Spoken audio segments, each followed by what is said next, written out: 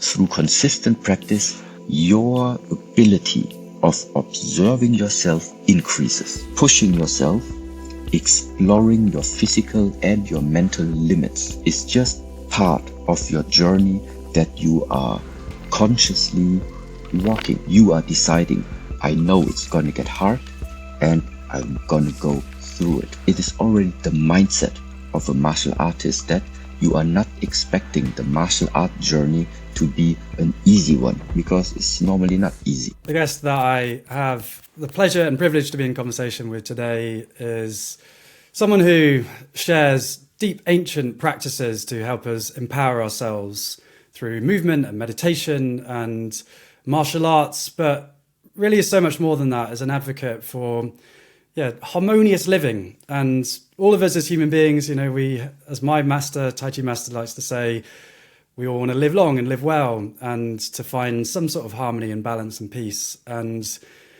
the wisdom traditions from around the world reminded us that we do have this potential to access that wisdom and that balance and that peace. And practice is the path. Shi Heng Yi, what a pleasure to be with you, and I'm so excited to be in conversation to explore some of your work and what you've been exploring. Hey friend, before we continue with today's episode, I want to let you know that you can learn even more with me. I guess you are like me, you're someone who loves learning, loves exploring yourself. You want to find a bit more peace in your mind, a bit more strength in your body, to live in balance. And I've been on this journey of self-understanding through meditation and Tai Chi and movement and philosophy and spirituality for over 7 years now. And I have created an online teaching academy where you can learn with me. With Wayfinder Academy, you get access to all of my courses, beautifully recorded in HD, powerful practices and ideas that have helped me, and I hope and believe can help you transform your life to feel more resilient, to feel more joyful, to feel more at balance. I really loved learning with George, who is able to make somewhat abstract ideas really relatable and applicable to everyday life. And you can begin your learning completely for free. For the first 7 days, I give you access to a new free course, which is called the Feel Joyful Wayfinder Challenge, where each day I will send you a very short video with some of the simple yet powerful practices that have helped me raise my energy on a daily basis. And you can get that completely for free and get access to all of my other teaching. And if you are feeling the difference, then you can stay on and become a student of Wayfinder Academy. Literally anybody can gain a lot from opening to their own way with the Tao. And George, you're a wonderful, wonderful facilitator. There's lots for you to explore, so click the link in the description to see for yourself. And I hope you enjoy the rest of today's episode. Thank you very much for setting up this conversation. The funny part actually even is that I think 3 years ago or even 4 years ago, I actually stumbled also across your videos, and I definitely liked your approach very, very much. That actually right from the beginning, you also emphasized that on the one side we have the physical methods or the physical practices, but in the way how you presented it, it has always been in connection with also cultural backgrounds. But at the end of the day, how can all of these things be used in order to just increase what we maybe would call the life quality, because that's what it's all about at the end of the day, the life quality. So mentally feeling, let's say, well, emotionally feeling well, and of course physically feeling well. Yeah, and I think this is also the point where our path, yours and mine, and from many different teachers as well in this world, are crossing. So I do not believe that there is only one solution, but I do believe that there are many different pathways, but all of them follow in a way the same guiding principles, let's say. And whether it is now Tai Chi Chuan, or whether it is now Shaolin Kung Fu, or whether it is like yoga practices or Qigong practices, it doesn't really matter. I think the starting point is awareness of yourself, which means to start taking a different perspective upon how actually are you regarding yourself being embedded in everything. in the universe, in the nature. Yeah, it doesn't matter how you describe it, or even within the society. So what type of a perspective can you take upon yourself in regards also to your surroundings? And this is where, for example, your inside world, your outside world, the emphasis is balance. The way how you are behaving, the way how you are acting, also in accordance to nature. Even modern expressions sometimes nowadays like talking about the flow. Yeah, just get into the flow of life. And yes, I mean, this is exactly what all of this is about. It's just that in the past, maybe it wasn't called get in the flow. Others maybe call it just realize yourself in the Tao. Okay, so there are many different ways how to express this, but in essence, they are all the same. Yeah, and therefore, once again, thank you very much to just have this possibility of sharing a few of my thoughts, because at the end of the day, everybody can freely choose which path in a way is resonating with yourself. And this is the one that you will just stay with discipline, with perseverance, with patience, with commitment. And it doesn't matter which way you walk, but you finally have to start just walking. Just walk. Beautiful, yeah. And so that's my journey of stumbling. Even maybe walking is a too strong a term, of stumbling into my path and my way, and yeah, starting in confusion and anxiety and this separation that I felt. I was George, and I had all these thoughts about how I was messed up in various ways, and I didn't have the awareness or the perspective about who I was and how I related to my thinking. And there are many paths up the mountain to, I talk about sometimes the inner mountain view, where this internal place of perspective, when we climb up mountains, we have that sense of expansiveness. Wow, I'm part of something so big and magical, and we can gain that perspective even within. And for me, that journey of beginning to understand that, okay, I have these thoughts arising in my awareness, but where do those thoughts come from? And wow, this great mystery of consciousness and awareness and experience. And then practice as the path to help me stay in relationship with that. Because part of this human embodiment is to get lost in the thinking, to get lost in the confusion. And then the practice is, how quickly do we notice and how kindly do we come back? I'd love to hear more about your journey and how you came across your journey and your practice and your way, and what that looks like today, and how you begun, and teachers, and I'd love to hear a bit about that. Okay. Let me just build a short bridge there, because you just mentioned the mountains. So let's just take it literally. And you see, like, you go hiking somewhere out there and you see a mountain in front of you. So first of all, in order to get up to that mountain, it's 100% sure that it will just take more of your efforts and more of your energy, instead of just like staying, for example, on the surface, meaning where you have no elevation.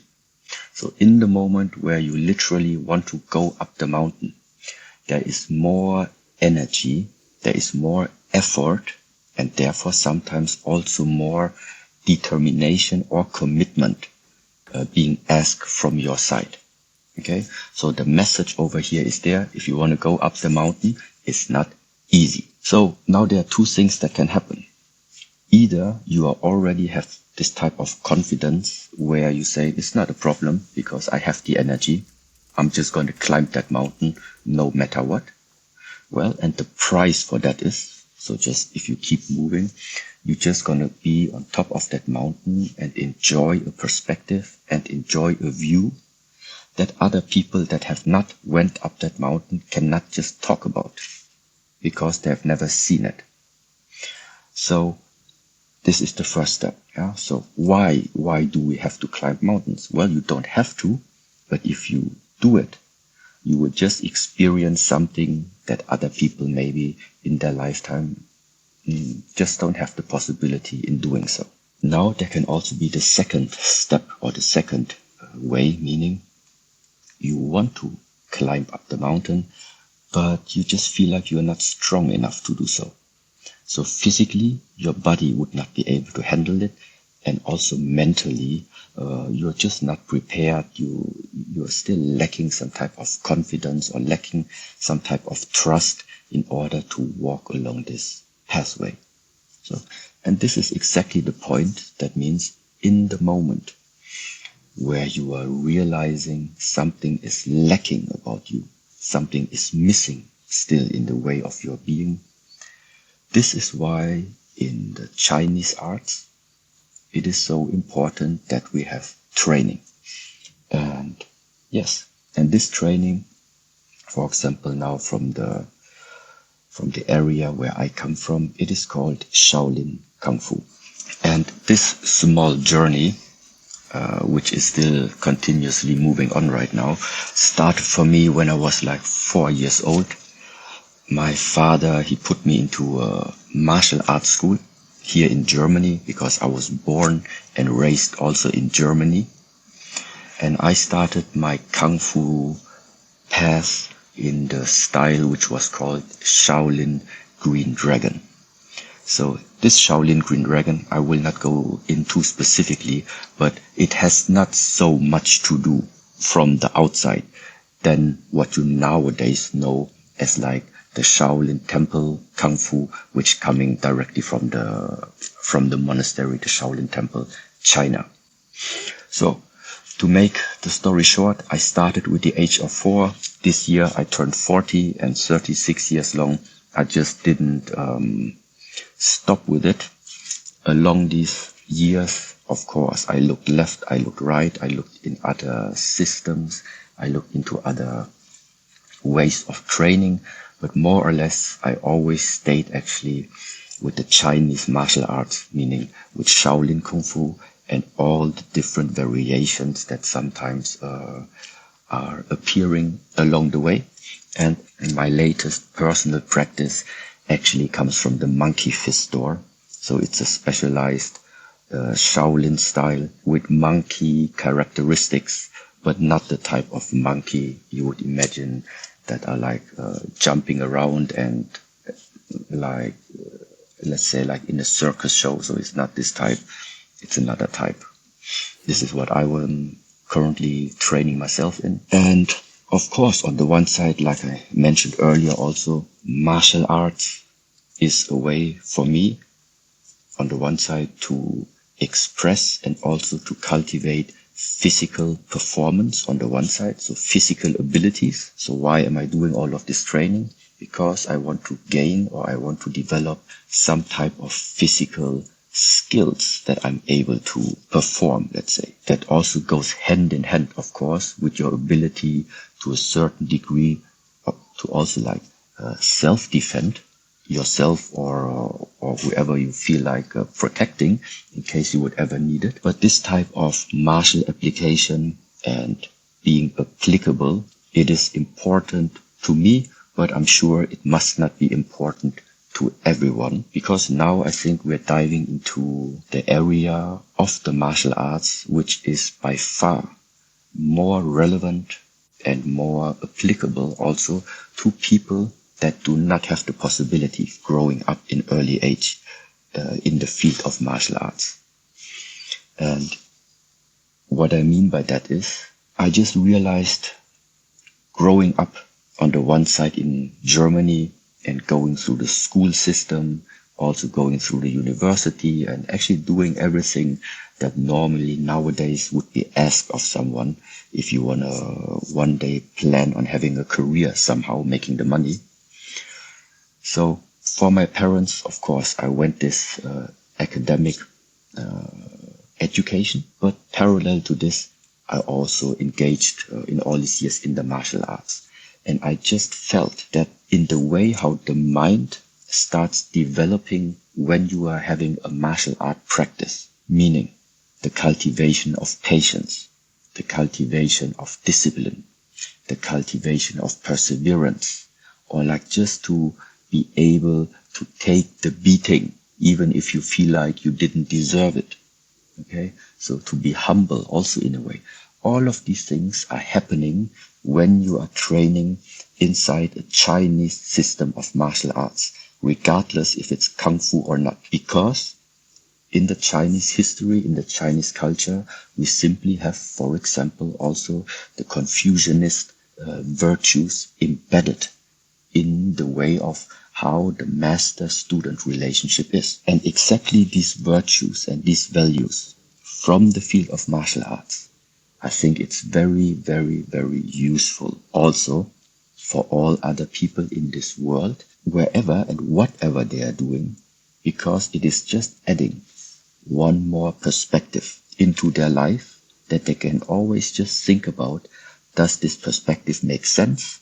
And what do I maybe get personally out for myself? How can I now, or what can I learn from it? How can this different perspective maybe help to ease my pain, to ease my life? That's what it's all about, yeah? It's not about you need to replace everything that you have learned until right now, yeah? Because what you have learned, you have.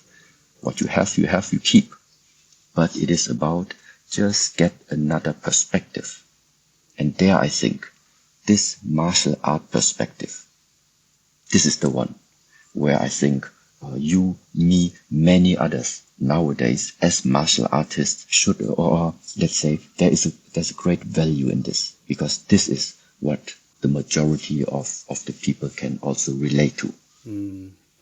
For my journey, I started like many people in the West or in modernity, disembodied, where I've said this quote many times, but Ken Robinson says that for most people in the West, the body is seen simply as a vehicle to move the brain between meetings. It's just simply something that, we maybe try and eat well and exercise it, but not seeing it as a teacher, as a place that we can hang out, a refuge, and has its own intelligence, which my journey into Tai Chi to connect with the breath and how deeply that is connected to my mind and my heart, and then to come into the body to realize that I used to just think that my anxiety and my challenges would only be fixed in my mind, but actually when I moved my body, my heart and mind began to follow too.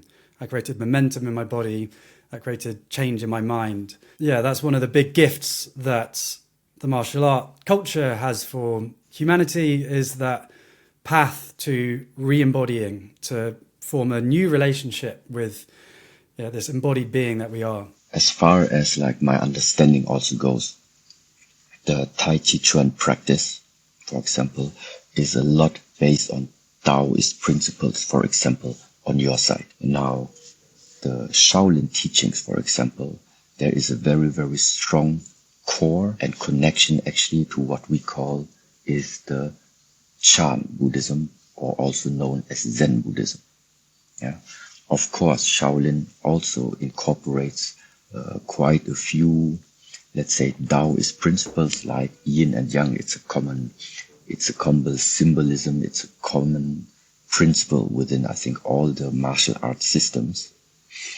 But for example, this Yin and Yang symbol, just for example, from one of my thoughts in the past.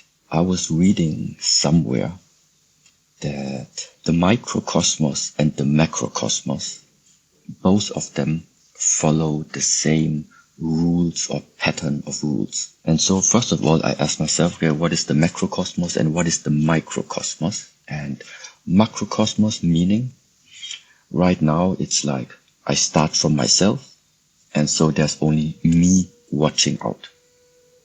If I get into a bigger perspective, then I could say, okay, it is me and actually everybody now, all the people inside this city. Then I can zoom out a little bit more, and then I can see already complete Asia, or I can see the continents.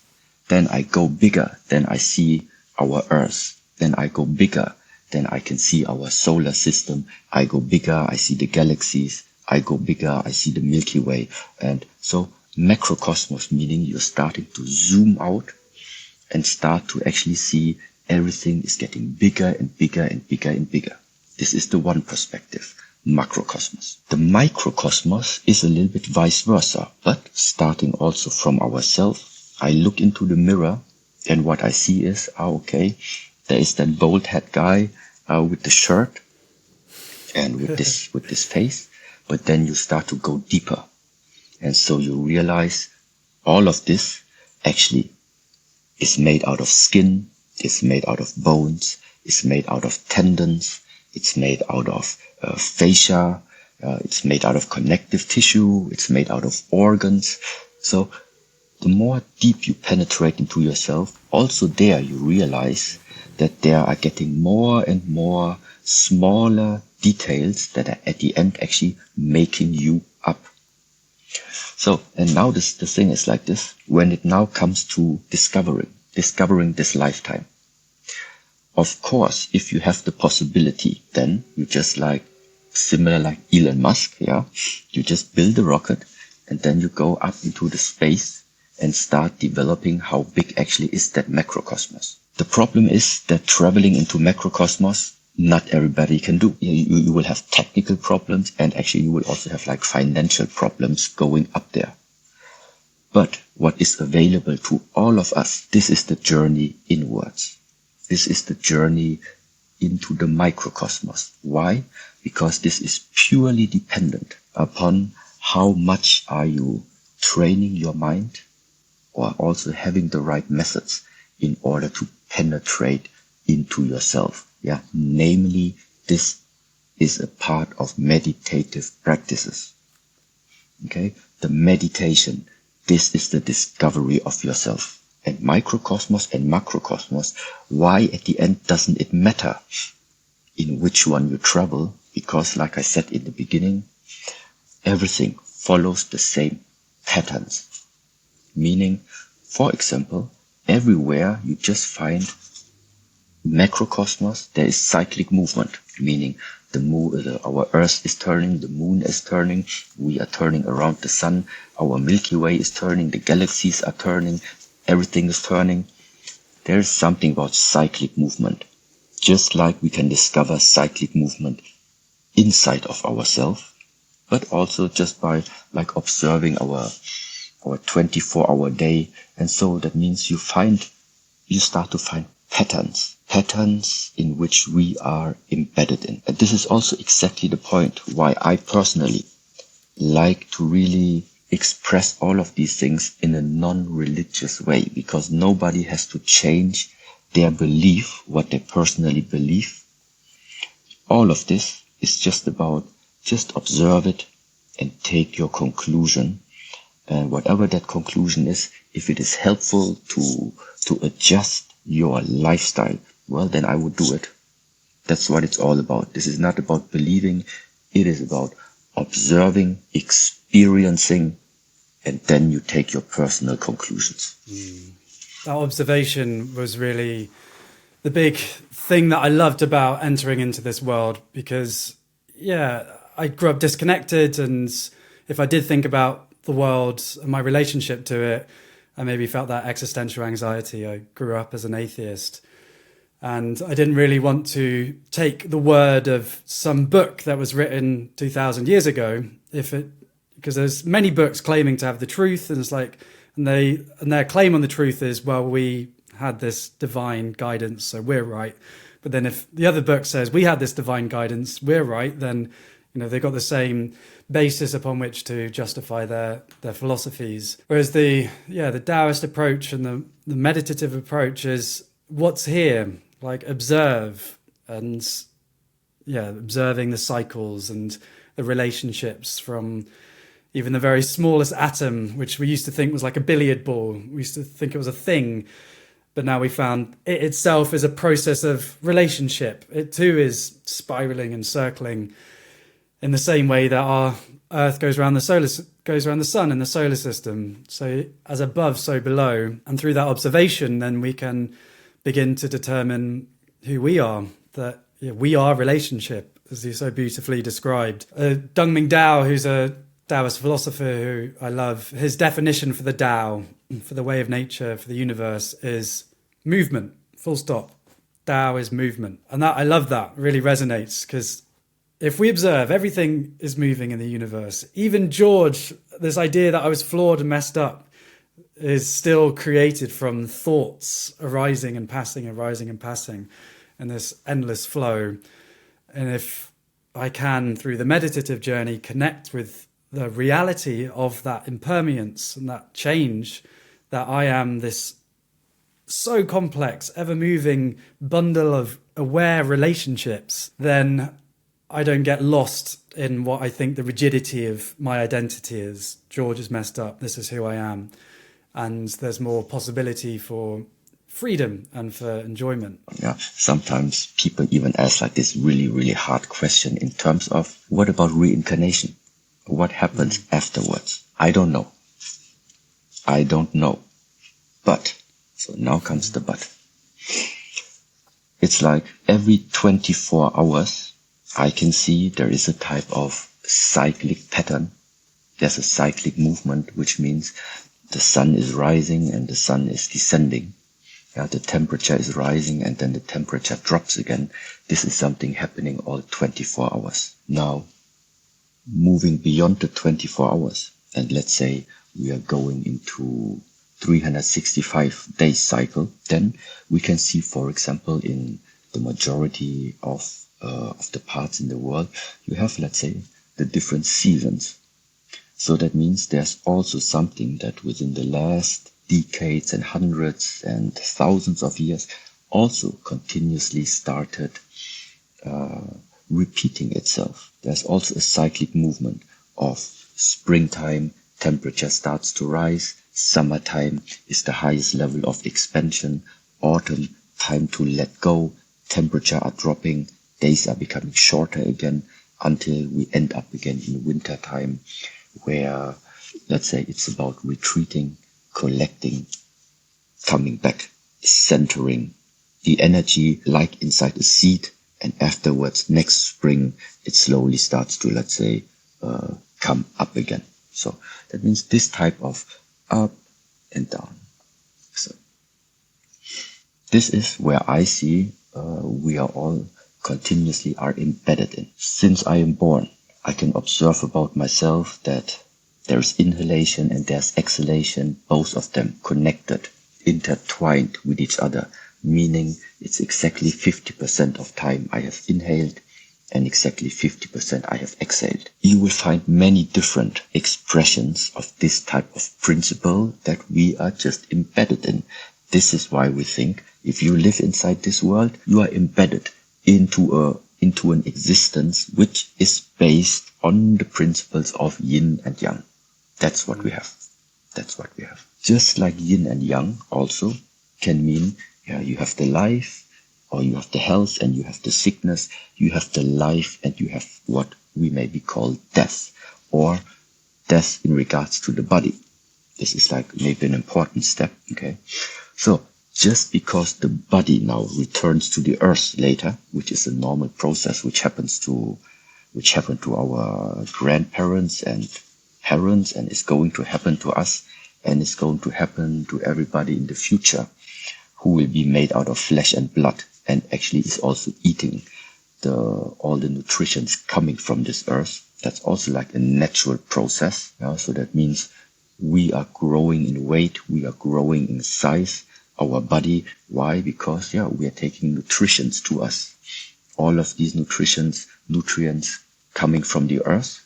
So, and that naturally means what comes from the earth goes back to the earth. So that is the body. So I don't have to like fool myself in any way. I know that the form, this body, is just a question of time. But now, I don't know what is coming after the body returns back to the earth. But what I can observe, just what is happening all the time, is that transformation is happening. And this is maybe this sentence that energy cannot be lost, but it continuously transforms. Sometimes from a cloud becoming the raindrops, from the rain entering into the earth, from the earth, entering into the roots of a plant, from the plants transforming into some flowers, from the flowers at the end bringing some fruits and whatever. So there is a type of transformation that always has the necessity you need to have the rain. Without the rain, you would never be able to get the fruits. So just because this body right now is like disappearing, obviously, but I just think it can't be lost. So I don't know where you're going to find it afterwards. And this is like one perspective that just by me very rationally maybe having this type of thoughts in my mind, in a way it eases my life already, because I'm not living in this type of, let's say, illusion that I don't know, that when I pass away I go to paradise. I don't know where I go. It's possible, but I just don't know. So what keeps me going is simply the fact that some transformation is going to come, and however this looks like, I leave it up to the one. I think he has the master plan. Yeah, one of our big challenges as humans is we have this great fear of not being here. Like we appear, we grow and we become more conscious as we grow up, and then, wow, okay, this life is precious and it feels very short. And then the fear of death, and eventually a loved one passes away, and trying to grapple with that grief. And maybe we go to a funeral and become much more wise about the reality of death, but then even a few days later we're either back to fear or feeling gratitude for this life. And that was a big insight for me of observing constant transformation. Energy can only be transformed, not destroyed. And why would it be different about us human beings? And in the West, we've got this deep conditioning that puts the human mind as somehow different from nature. Like Descartes classically said, I think, therefore I am, identifying himself with his thinking. I think, therefore I am. Our human mind is what makes us here. And yet on the meditation path, on the Kung Fu path, on the re-embodiment path, we are not just our thoughts. We are this array of emotions and sensations and thoughts that arise in our awareness, and as part of our experience we have this body as well. And so we are the relationship of all of this happening, all these experiences and this physicality. And as you so beautifully described, the body gets back into oneness with the earth, if that makes sense, decays and then maybe comes out as energy for future forms of life. What is the mind and what is consciousness? That's a great mystery, and I don't know. I mean, it seems to me that our mind needs the body. It's kind of like a confluence of all this mind, body, matter. I would call myself a panpsychic in the sense that I don't separate consciousness from life. I believe like matter and life and consciousness are all aspects of this great unfolding of energy. And this distinction between consciousness and matter, I believe, is a human thing that we try and explain our brilliance. Like, wow, human beings are so smart, and we easily are the smartest species that we know about in the universe. But there's so much intelligence on this planet, with other animals feeling grief and dogs dreaming and dolphins playing. There's so much beauty and consciousness and experience. And so then if our planet is bursting with beings that are experiencing life, then where does that consciousness come separate from life and from matter? And it seems to me more likely that it's all part of one continual transformation. And then if that's true, then we can find even more ease around George not being here, because, George just comes out of this constellation of 36 trillion cells and all the thoughts and memories that I have that I identify with to create the story of who I am. And then that passes. But even the consciousness / matter that makes me up will then continue to flow and to transform. And, maybe I'll come up in many different forms, not as George, but as one aspect of future life.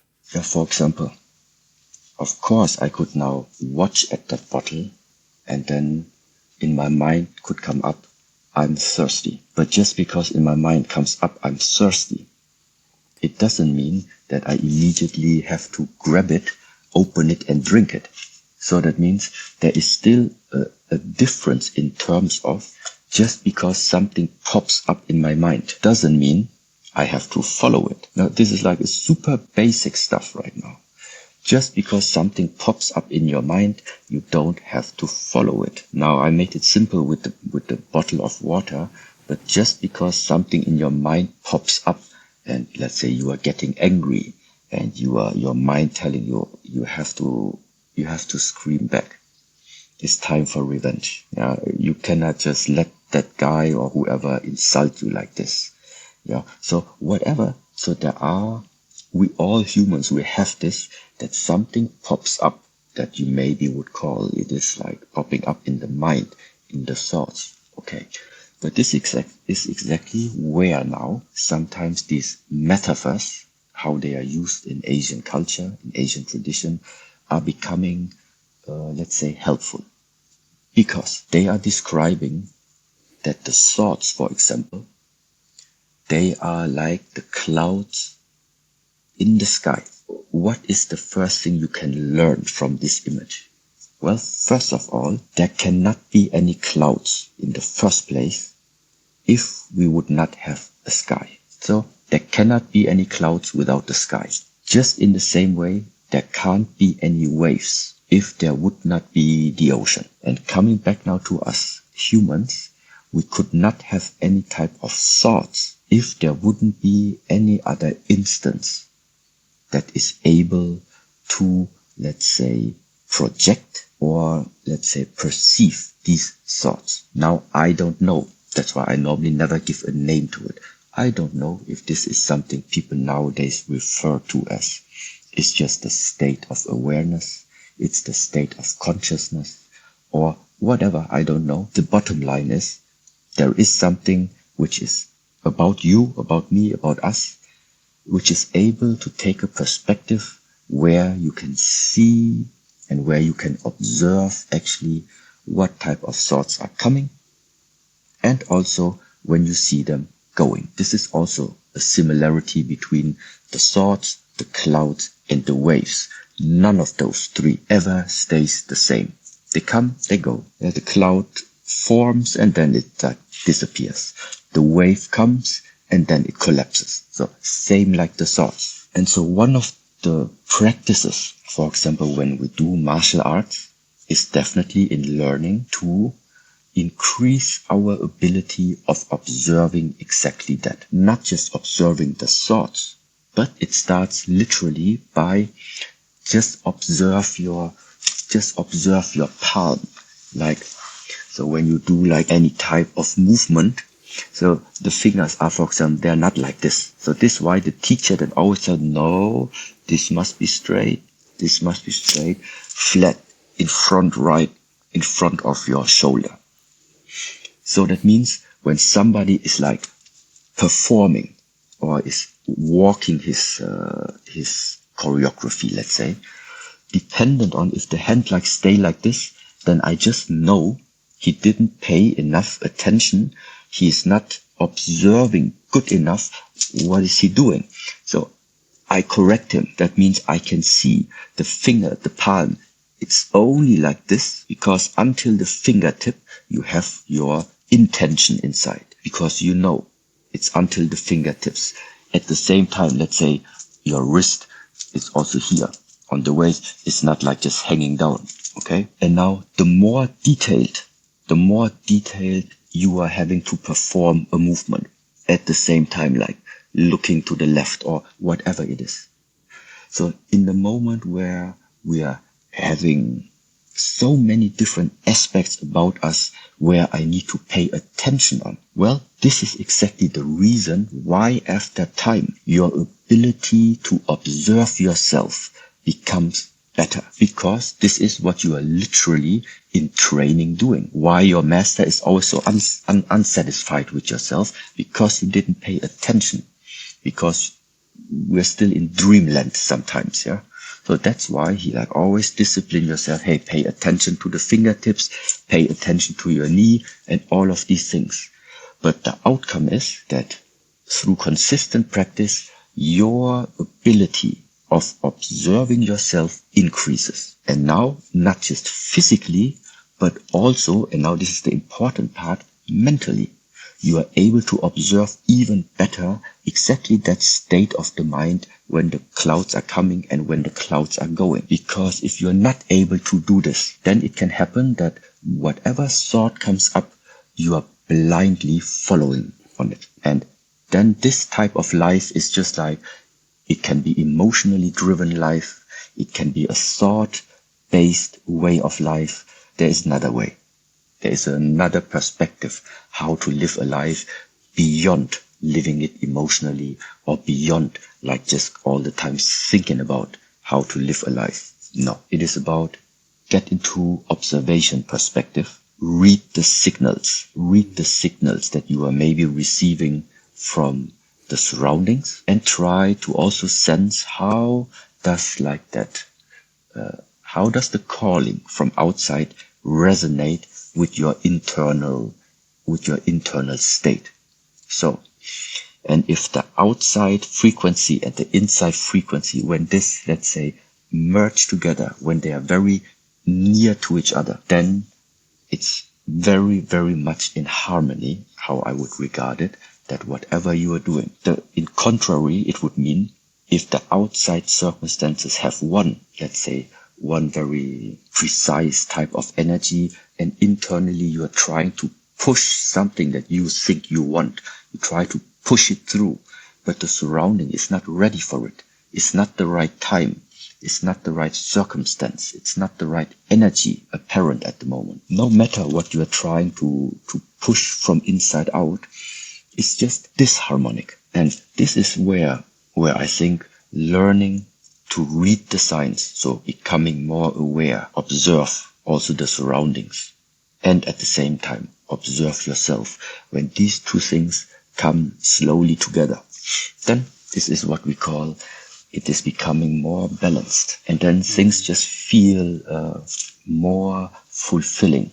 They feel more fulfilling instead of feeling conflicting. Really beautiful, yeah. Awareness being the path to freedom of what's here and that sensitivity in the body. And I really loved that. That was a beautiful insight of, developing that practice, sensitivity of what's happening in the body. Then that feeds into sensitivity in the mind.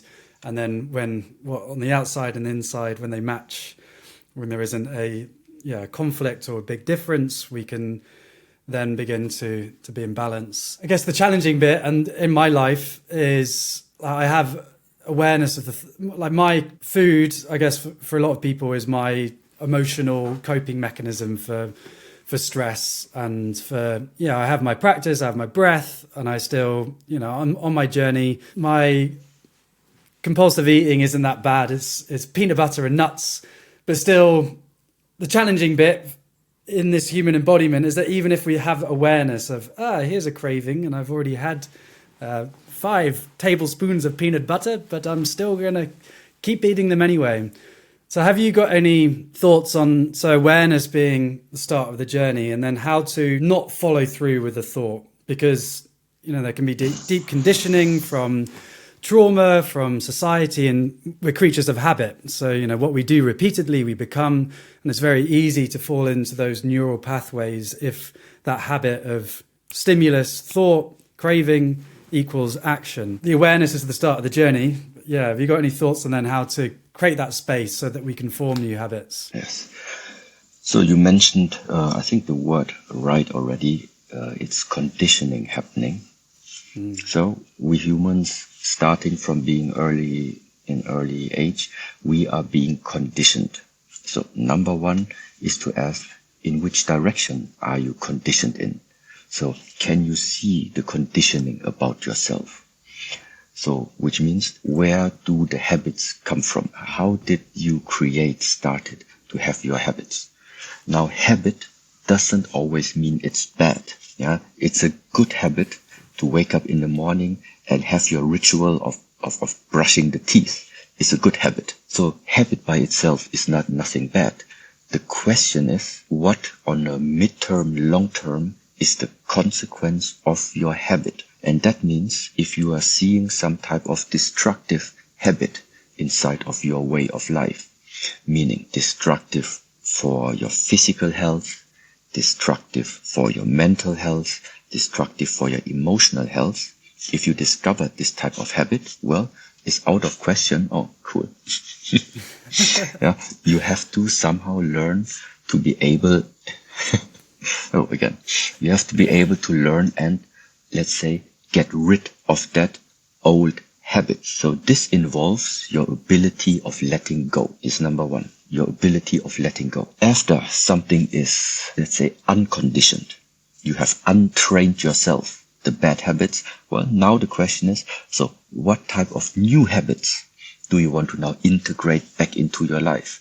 And of course, now I would suggest you invest your time and condition yourself again, but with a habit that is bringing more benefit now to you, to your surrounding, to your health. First step was letting go.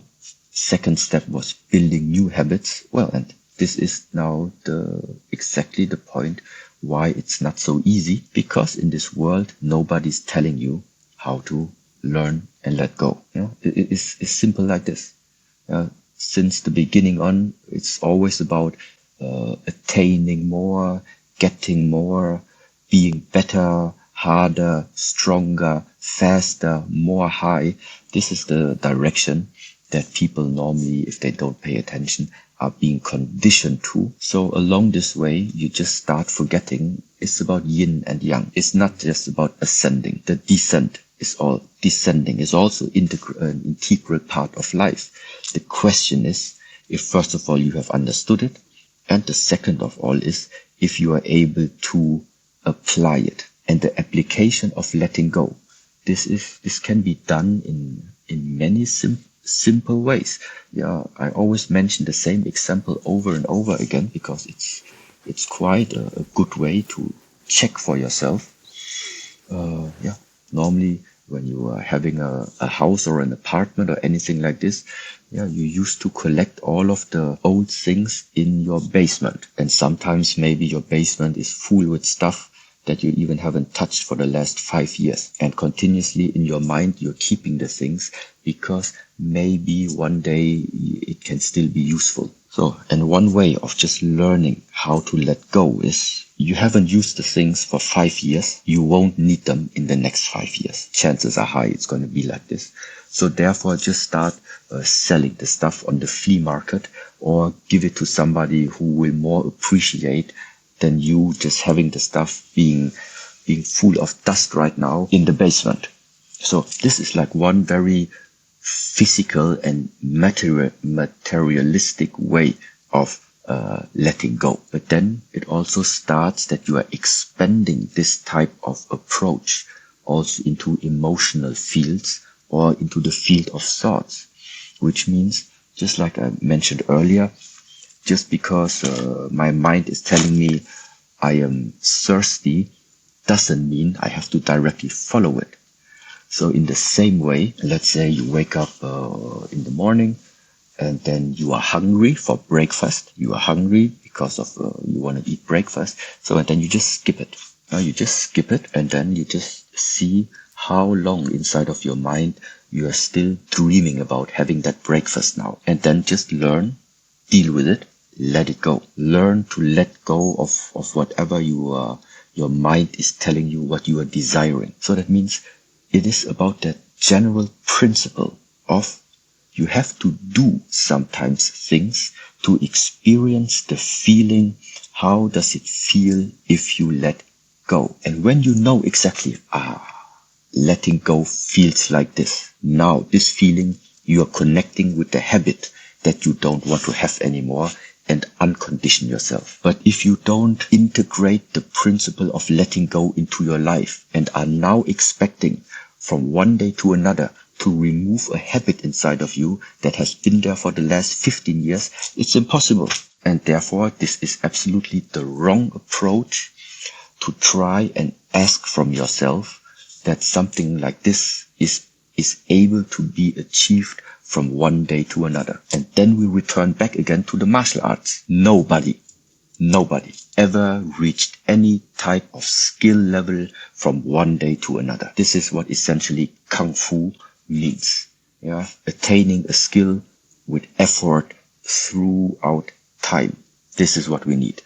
Patience, dedication, discipline, willpower, continuity, and then slowly after time, you're building up a strong foundation about yourself, which then makes it possible to access it when you need it. That's really powerful insights, the getting to know that feeling of letting go. Because that's the challenging bit, is that, yeah, when you have a thought that, well, you've had the thought, so I'm just going to follow through with it. And then to exercise that new potential that it's okay to have a thought and to just stay with it. I did a 7-day fast for the first time, an extended fast in September.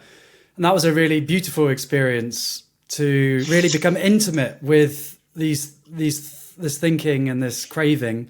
Because as I expressed, food is one of my coping mechanisms. And for 7 days to just watch the thoughts come up and to not act upon them was very liberating, because I found beneath those cravings and thoughts was an immense energy and resilience that I didn't know I had. And so I thought food was just the thing that I needed to support myself. But as I watched and allowed those thoughts to go and then connect with who I was beneath that, and still found energy, I tapped into these new forms of energy that I didn't realize I had. I guess, again, the challenge is just training that as a muscle. And I guess that's then when the physical practices come in, where we are doing a separate sort of practice where maybe it's challenging and maybe we don't want to be getting up for a practice, but we're exercising that muscle in noticing the thinking.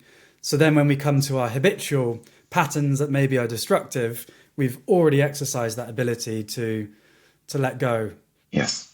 So to condense it a little bit, everything we talked about right now, for example, I mean, these were all now mind-based, thought-based, conceptualized models, and everybody who's like listening to this, for example, right now, they all understand, and I would even say everybody would say, yes, this is what we have to do. But, yes, exactly, there always is a but. And because of this but, we need to remove the but. And this is being done, in my opinion, or I do it for myself, through the martial art training. Why? Because it's simple. If your master tell you, so in this training today, you're gonna do 200 push-ups. Well, it's gonna be like this. And you just cannot be there and say, yes, but. There is no but. In the martial art, there is just simply no but. Because this is the way to remove the buts. So the physical training on the one side, this is the way how to slowly actually develop your virtues, your character, the qualities of your character. That when you say something, you're gonna do it. It maybe takes a while, but still, if you say something, you're gonna do it. So you are getting reliable and disciplined actually for yourself first of all. And this reliability, this willpower, this determination, now to bring this now into daily life, it's useful in all the senses. As a martial artist, it's not good to base your decisions or even to base your trainings if you're in the mood to do it or not. Yeah, so mood or emotional state is not what is determining if you are doing the training or not. And there's that nice saying, yeah, you ignore the Kung Fu for 1 day, it will ignore you for 2. Yes. And this is where I think that, because it is about you are pushing yourself. If you want to develop anything in the martial arts, you have to push yourself. Pushing yourself, exploring your physical and your mental limits is just part of your journey that you are consciously walking. You are deciding, I know it's going to get hard and I'm going to go through it. It is already the mindset of a martial artist that you are not expecting the martial art journey to be an easy one, because it's normally not easy. And if you spend, of course, a lot of time in this area, and then let's say you are returning back to life, which anyway is not separate from it, but let's imagine you would do so, Well, because you have cultivated that mindset already. Just bring me the challenges. It's just gonna be a question of time until maybe I can also learn to manage them. Yes, this type of mindset is it, that then when the hard life comes, that you are having the skill set, the mental qualities in order to also go through all of these challenges and difficult times, just like the letting go part. Of course, it's not easy to let go of somebody that you love, but everybody, each one of us, will have to face it one day. It's out of question. So the problem is, if you are not able to let go of such things that are like stuck inside of the body or inside of the mind, this is similar like you go into the martial art training.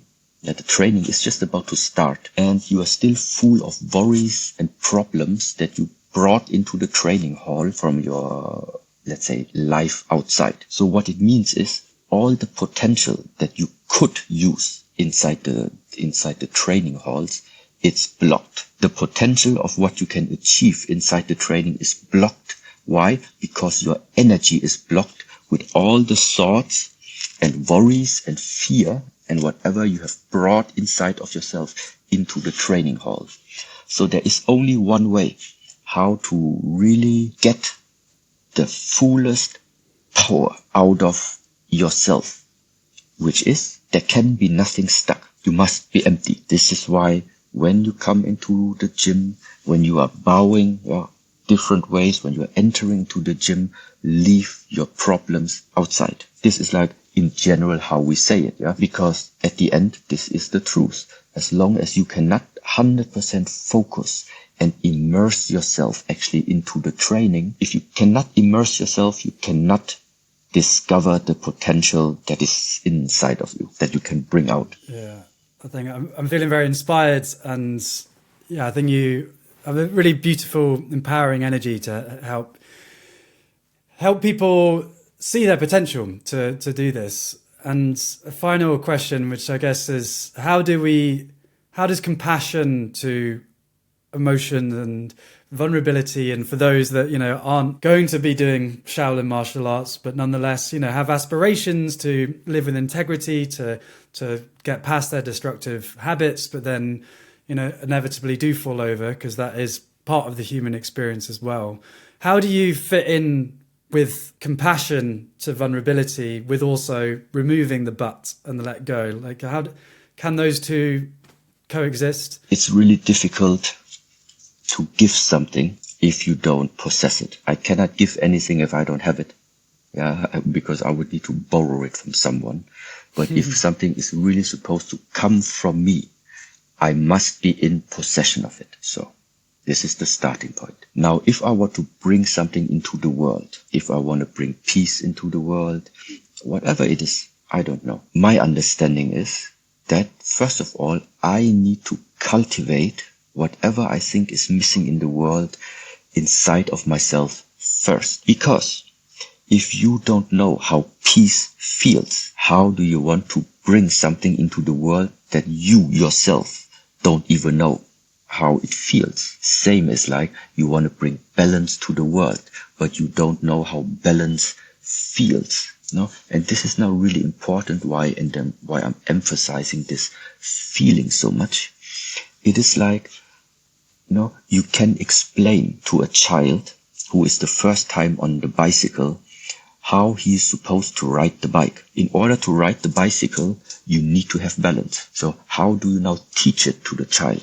Of course, you can say, watch that your weight distribution is like evenly distributed. I don't know, like 25 left, 25 right, 25 front, 25 back. The point is, it doesn't matter how you try to teach it to the child.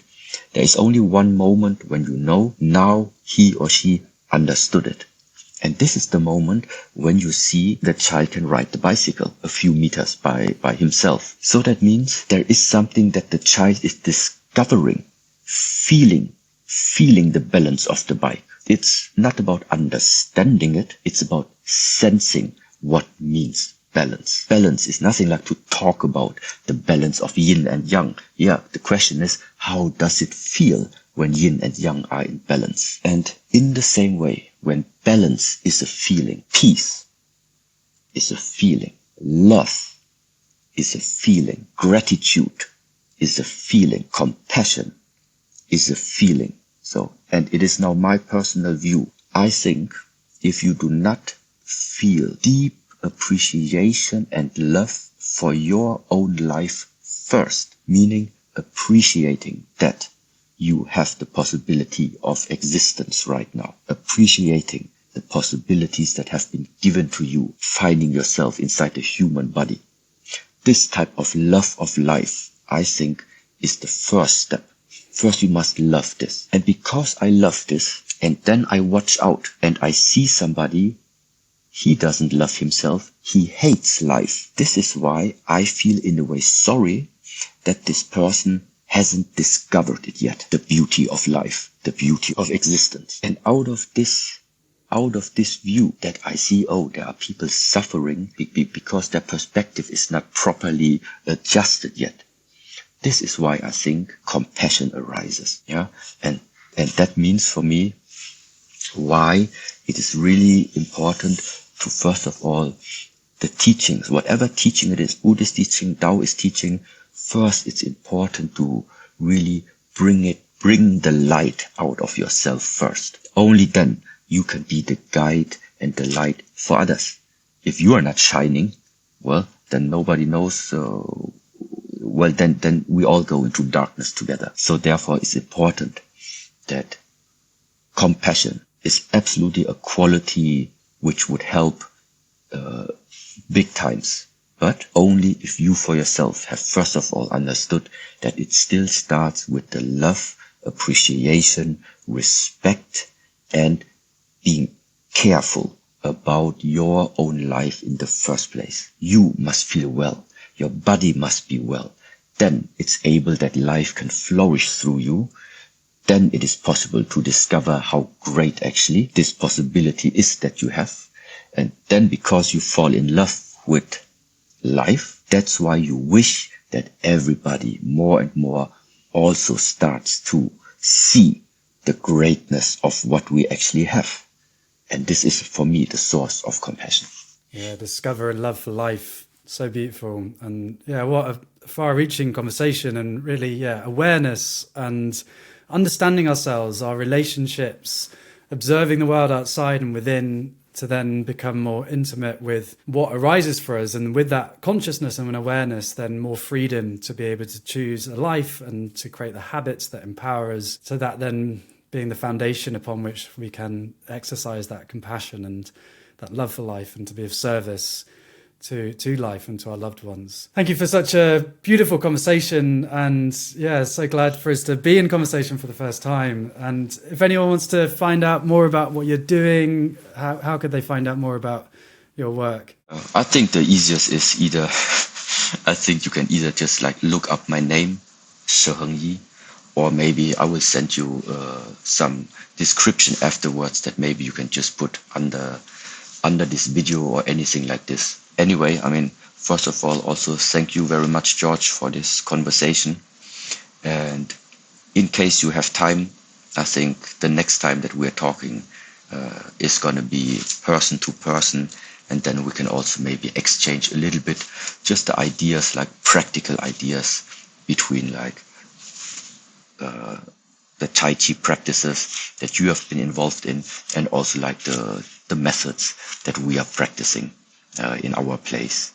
And maybe that's also like a good new topic for the future. Bye bye.